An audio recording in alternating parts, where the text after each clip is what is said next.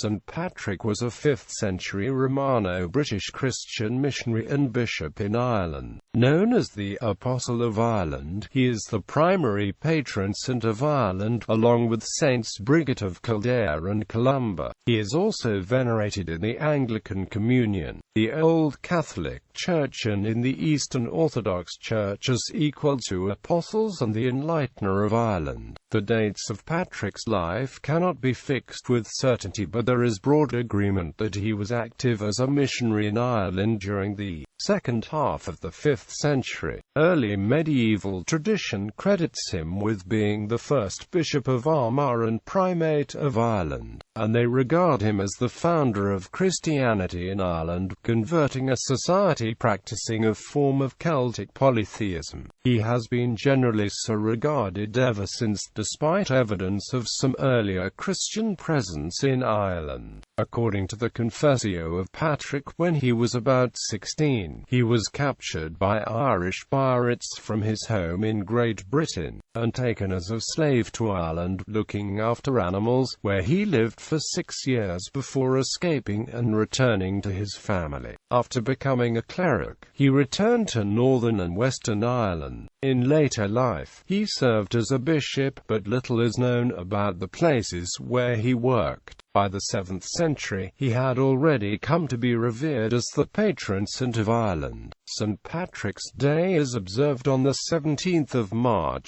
the supposed date of his death. It is celebrated inside and outside Ireland as a religious and cultural holiday. In the dioceses of Ireland, it is both a solemnity and a holy day of obligation. It is also a celebration of Ireland itself. Life. St. Patrick was born in Roman Britain, Calpurnius. His father was a decurion and deacon. His grandfather Potitus a priest, from Banaventa Bernia, a location otherwise unknown, though identified in one tradition as Glenoventa, modern Ravenglass in Cumbria, England. Claims have been advanced for locations in both Scotland and Wales.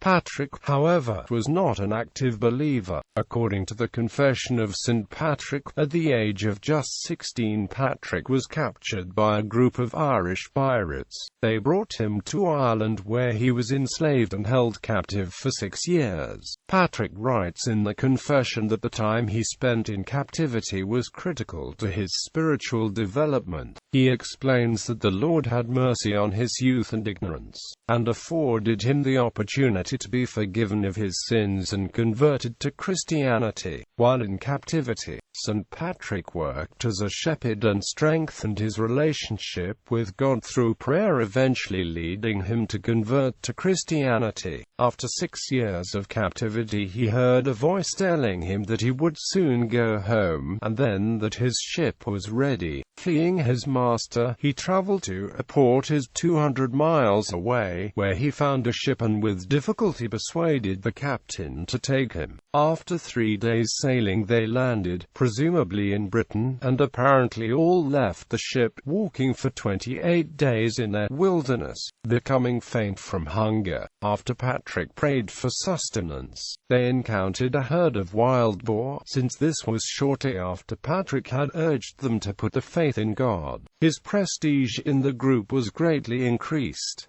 After various adventures, he returned home to his family, now in his early 20s. After returning home to Britain, St. Patrick continued to study Christianity. Patrick recounts that he had a vision a few years after returning home. I saw a man coming, as it were, from Ireland. His name was Victoricus, and he carried many letters, and he gave me one of them. I read the heading, "The Voice of the Irish." As I began the letter, I imagined in that moment that I heard the voice of those very people who were near the wood of Foclut, which is beside the Western Sea, and they cried out, as with one voice, "We appeal to you, holy servant boy, to come and walk among us." Abe Hood suggests that the Victoricus of St. Patrick's vision may be identified with St. Victricius, Bishop of Rouen in the late 4th century, who had visited Britain in an official capacity in 396. However, Ludwig Bieler disagrees. He studied in Europe, principally at Auxerre, but is thought to have visited the Marmoutier Abbey, Tours, and to have received the tonsure at Lerins Abbey. St. Germanus of Auxerre ordained the young missionary. Acting on the vision, Patrick returned to Ireland as a Christian missionary. According to J.B. Berry, his landing place was Wicklow, Wicklow, at the mouth of the river Inver, which is now called the Vatry. J.B. Berry suggests that Wicklow was also the port through which Patrick made his escape after his 6 years' captivity, though offers only circumstantial evidence to support this. Tradition has it that St. Patrick was not welcomed by the locals and was forced to leave to seek a more welcoming landing place further north. He rested for some days at the islands off the Skerries coast, one of which still retains the name of Inis Patrick. The first sanctuary dedicated by St. Patrick was at Saul. Shortly thereafter Benin, son of the chieftain Sexnen, joined Patrick's group. Much of the declaration concerns charges made against St. Patrick by his fellow Christians at a trial. What these charges were, he does not say explicitly, but he writes that he returned the gifts which wealthy women gave him, did not accept payment for baptisms, nor for ordaining priests, and indeed paid for many gifts to kings and judges, and paid for the sons of chiefs to accompany him. It is concluded, therefore, that he was accused of some sort of financial impropriety, and perhaps of having obtained his bishopric in Ireland with personal gain in mind. For this same evidence, something can be seen of St. Patrick's mission. He writes that he baptized thousands of people. He ordained priests to lead the new Christian communities. He converted wealthy women, some of whom became nuns in the face of family opposition.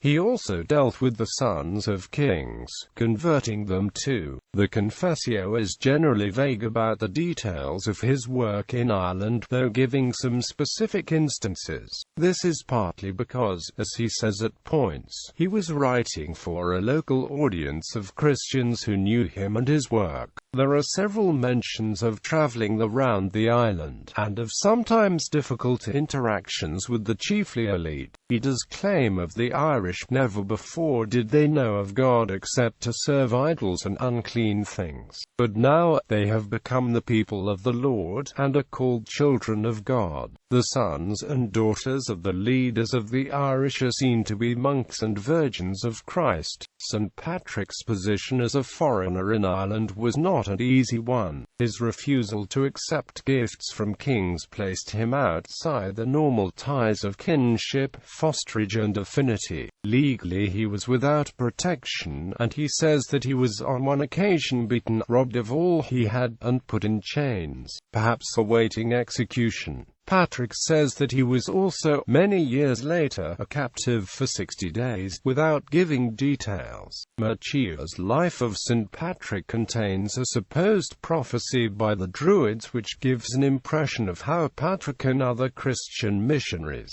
were seen by those hostile to them. Across the sea will Comad's head, crazed in the head, his cloak with hole for the head, his stick bent in the head. He will chant impieties from a table in the front of his house. All his people will answer, "So be it, so be it." The second piece of evidence that comes from Patrick's life is the letter to Coroticus, a letter to the soldiers of Coroticus, written after a first remonstrance was received with ridicule and insult. In this street, Patrick writes an open letter announcing that he has excommunicated Coroticus because he had taken some of St. Patrick's converts into slavery while raiding in Ireland. The letter describes the followers of Coroticus as fellow citizens of the devils, and associates of the Scots and apostate Picts. Based largely on an 8th century gloss, Coroticus is taken to be King Seretic of Alt Clut. C. Thompson, however, proposed that based on the evidence it is more likely that Carotiki was a British Roman living in Ireland. It has been suggested that it was the sending of this letter which provoked the trial which Patrick mentions in the Confession. 7th century writings. An early document which is silent concerning Patrick is the letter of Columbanus to Pope Boniface IV of about 613. Columbanus writes that Ireland's Christianity was first handed to Aspiu, the successors of the Holy Apostles, apparently referring to Palladius only, and ignoring Patrick. Writing on the Easter controversy in 632–633, Cumin, it is uncertain whether this is Cumin Fota associated with Clonfet, or Cumin Find does refer to Patrick, calling him our Papa, that is, Popa Primate. Two works by late 7th century hagiographers of Patrick have survived. These are the writings of Tyrshon and the Vita Sancti Patrici of Murtu Mocu Magdalene. Both writers relied upon an earlier work, now lost, the Book of Ultan. This Ultan, probably the same person as Ultan of Ardbraccan, was Tyrshon's foster father. His obituary is given in the Annals of Ulster under the year 657. These works thus date from a century and a half after Patrick's death. Tyrshon writes, I found 4 names for Patrick written in the Book of Ultan, Bishop of the tribe of Connor, Holy Magonus, Succetus, Patricius, Cod Eashicus. Murtu records much the same information, adding that his mother was named Concessa. The name Cod Eashicus, however, is simply the Latinized form of Old Irish Cothrage, which is the Q-Celtic form of Latin Patricius. The Patrick portrayed by Tyrshon and Murtu is a martial figure who contests with druids, overthrows pagan idols, and curses kings and kingdoms. On occasion, their accounts contradict Patrick's own writings. Tyrshon states that Patrick accepted gifts from female converts, although Patrick himself flatly denies this. However, the emphasis Tyrshon and Murtu placed on female converts, and in particular royal and noble women who became nuns, is thought to be a genuine insight into Patrick's work of conversion. Patrick also worked with the unfree and the poor, encouraging them to vows of monastic chastity. Tyrshon's account suggests that many early patrician churches were combined with nunneries founded by Patrick's noble female converts. The martial Patrick found in Tyrshon and Murtu, and in later accounts, echoes similar figures found during the conversion of the Roman Empire to Christianity. It may be doubted whether such accounts are an accurate representation of Patrick's time, although such violent events may well have occurred as Christians gained in strength and numbers. Much of the detail supplied by Tyrshon and Murtu, in particular the churches established by Patrick and the monasteries founded by his converts, may relate to the situation in the 7th century, when the churches which claimed ties to Patrick, and in particular Armagh, were expanding their influence throughout Ireland in competition with the Church of Kildare. In the same period, Wilfrid, Archbishop of York, claimed to speak as Metropolitan Archbishop for all the northern part of Britain and of Ireland at a council held in Rome in the time of Pope Agatho, thus claiming jurisdiction over the Irish Church. Other presumed early materials include the Irish Annals, which contain records from the Chronicle of Ireland. These sources have conflated Palladius and Patrick. Another early document is the so-called First Synod of St. Patrick. This is a 7th century document, once, but no longer taken as to contain a 5th century original text. It apparently collects the results of several early synods, and represents an era when pagans were still a major force in Ireland. The introduction attributes it to Patrick, Auxilius, and Isaninus, a claim which cannot be taken at face value. Legends. Patrick uses shamrock in an illustrative parable legend credits Street. Patrick was teaching the Irish about the doctrine of the Holy Trinity by showing people the shamrock, a three-leafed plant, using it to illustrate the Christian teaching of three persons in one God.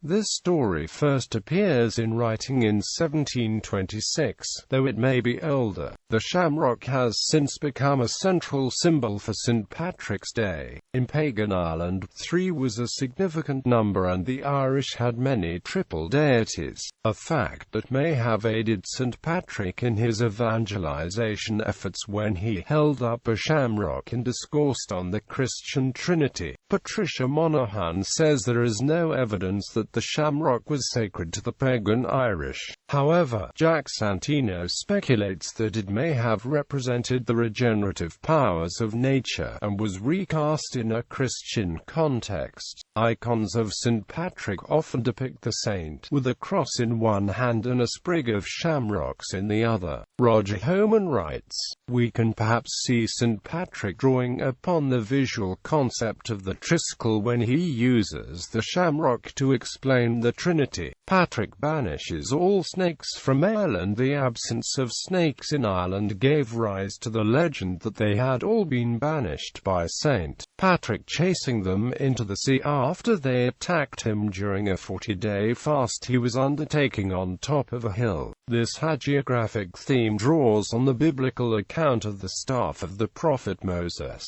In Exodus chapter 7 verse 8-7-13, Moses and Aaron used the staffs in the struggle with Pharaoh's sorcerers, the staffs of each side morphing into snakes. Aaron's snake staff prevails by consuming the other snakes. However, all evidence suggests that post-glacial Ireland never had snakes. At no time has there ever been any suggestion of snakes in Ireland, so nothing for St. Patrick to banish, says naturalist Nigel Monaghan, keeper of natural history at the National Museum of Ireland in Dublin, who has searched extensively through Irish fossil collections and records. Patrick's walking stick grows into a living tree. Some Irish legends involve the oil theist, the Caoranach, and the Copog Fadraig. During his evangelizing journey back to Ireland from his parents' home at Bidoswell, he is understood to have carried with him an ashwood walking stick, a star. He thrust this stick into the ground wherever he was evangelizing, and at the place now known as Aspatria the message of the dogma took so long to get through to the people that the stick had taken root by the time he was ready to move on. Patrick speaks with ancient Irish ancestors. The 12th century worker Columba.He tells of Patrick being met by 2 ancient warriors, Lyricmac Ronan and Oisin, during his evangelical travels. The 2 were once members of Finn MacCumhall's warrior band the Fianna, and somehow survived to Patrick's time. In the work, St. Patrick seeks to convert the warriors to Christianity, while they defend the pagan past. The heroic pagan lifestyle of the warriors, of fighting and feasting and living close to nature, is contrasted with the more peaceful, but unheroic and non-sensual life offered by Christianity. Folk piety, the version of the details of his life generally accepted by modern scholars, as elaborated by later sources, popular writers, and folk piety, typically includes extra details such that Patrick, originally named Maewyn-Succat, was born in 387 AD in Banaventa Bernia to the parents Calpurnius and Conchisa. At the age of 16 in 403 AD, St. Patrick was captured and enslaved by the Irish and was sent to Ireland to serve as a slave herding and tending sheep in Dalriada. During his time in captivity, St. Patrick became fluent in the Irish language and culture. After 6 years, St. Patrick escaped captivity after hearing a voice urging him to travel to a distant port where a ship would be waiting to take him back to Britain. On his way back to Britain, St. Patrick was captured again and spent 60 days in captivity in Tours, France. During his short captivity within France, St. Patrick learned about French monasticism. At the end of his second captivity, St. Patrick had a vision of Victoricus giving him the quest of bringing Christianity to Ireland. Following his second captivity, St. Patrick returned to Ireland and, using the knowledge of Irish language and culture that he gained during his first captivity, brought Christianity and monasticism to Ireland in the form of more than 300 churches and over 100,000 Irish baptized. According to the Annals of the Four Masters, an early modern compilation of earlier annals, his corpse soon became an object of conflict in the battle for the body of St. Patrick. Alternative interpretations. A recent alternative interpretation of Patrick's departure to Ireland suggests that as the son of a decurion he would have been obliged by Roman law to serve on the town council, but chose instead to abscond from the onerous obligations of this office by fleeing abroad, as many others in his position had done in what has become known as the Flight of the Curiolers. However, according to Patrick's own account, it was the raiders who brought him to Ireland, where he was enslaved and held captive for 6 years. Roy Fleckner also asserts the improbability of an escape from servitude and journey of the kind that Patrick purports to have undertaken. He also draws attention to the biblical allusions in Patrick's own account, which imply that perhaps parts of the account may not have been intended to be understood literally.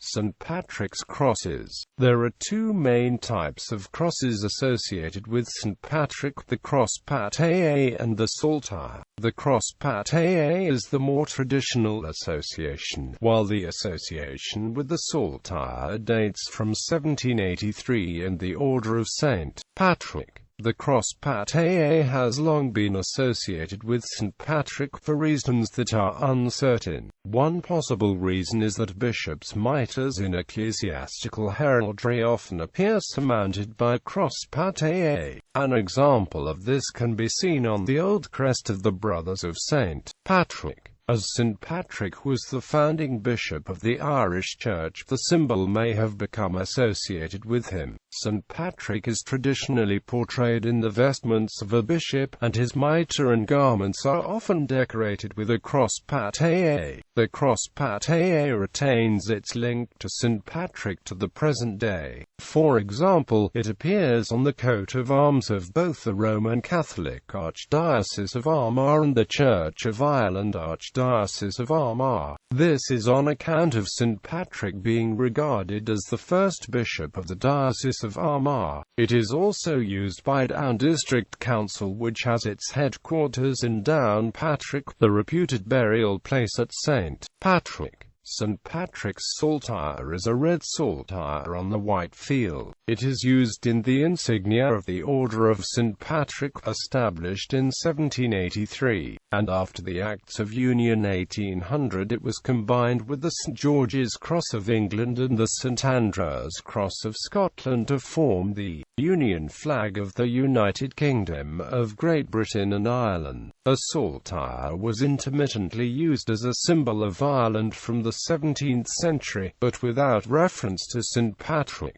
It was formerly a common custom to wear a cross made of paper or ribbon on St. Patrick's Day. Surviving examples of such badges come in many colors, and they were worn upright rather than as saltires. Thomas Dyneley, an English traveller in Ireland in 1681, remarked that the Irish of all stations and conditions wore crosses in the hats, some of pins, some of green ribbon. Jonathan Swift, writing to Stella of St. Patrick's Day 1713, said, "The mall was so full of crosses that I thought all the world was Irish." In the 1740s, the badges pinned were multicolored interlaced fabric. In the 1820s, they were only worn by children, with simple multicolored daisy patterns. In the 1890s, they were almost extinct, and a simple green Greek cross inscribed in a circle of paper. The Irish Times in 1935 reported they were still sold in poorer parts of Dublin, but fewer than those of previous years, some in velvet or embroidered silk or poplin, with the gold paper cross entwined with shamrocks and ribbons.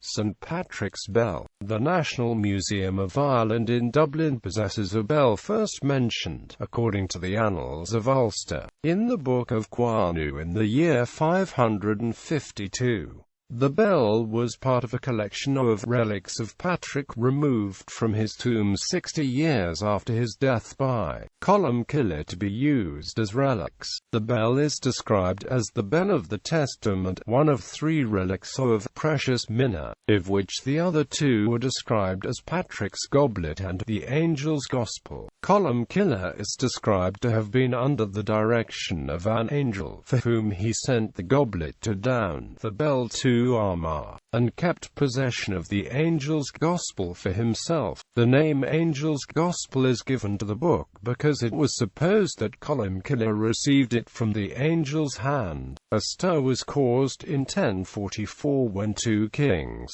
in some dispute over the bell, went on spates of prisoner-taking and cattle theft. The Annals make one more apparent reference to the bell when chronicling a death of 1356. Solomon Ua Melin, the keeper of the Bell of the Testament, protector, rested in Christ. The bell was encased in a bell shrine, a distinctive Irish type of reliquary made for it, as an inscription records, by King Domhnall Ua Loughlin sometime between 1091 and 1105. The shrine is an important example of the final, Viking-influenced, style of Irish Celtic art, with intricate urn-style decoration in gold and silver. The Gaelic inscription on the shrine also records the name of the maker, Uinmaiden, who with his sons enriched, decorated it. Metalwork was often inscribed for remembrance. The bell itself is simple in design, hammered into shape with a small handle fixed to the top with rivets. Originally forged from iron, it has since been coated in bronze.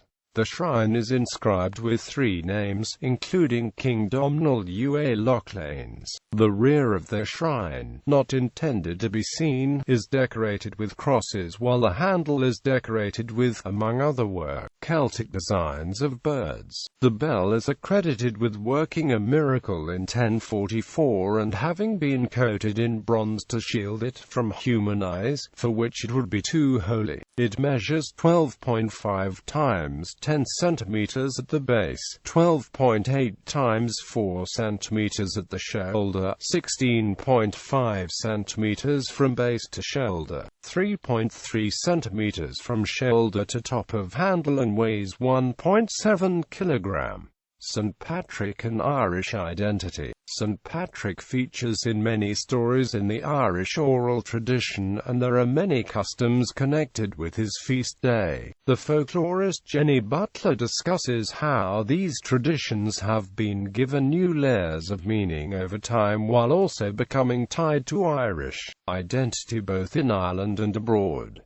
The symbolic resonance of the St. Patrick figure is complex and multifaceted, stretching from that of Christianity's arrival in Ireland to an identity that encompasses everything Irish. In some portrayals, the saint is symbolically synonymous with the Christian religion itself. There is also evidence of a combination of indigenous religious traditions with that of Christianity, which places St. Patrick in the wider framework of cultural hybridity. Popular religious expression has this characteristic feature of merging elements of culture. Later in time, the saint becomes associated specifically with Catholic Ireland and synonymously with Irish national identity.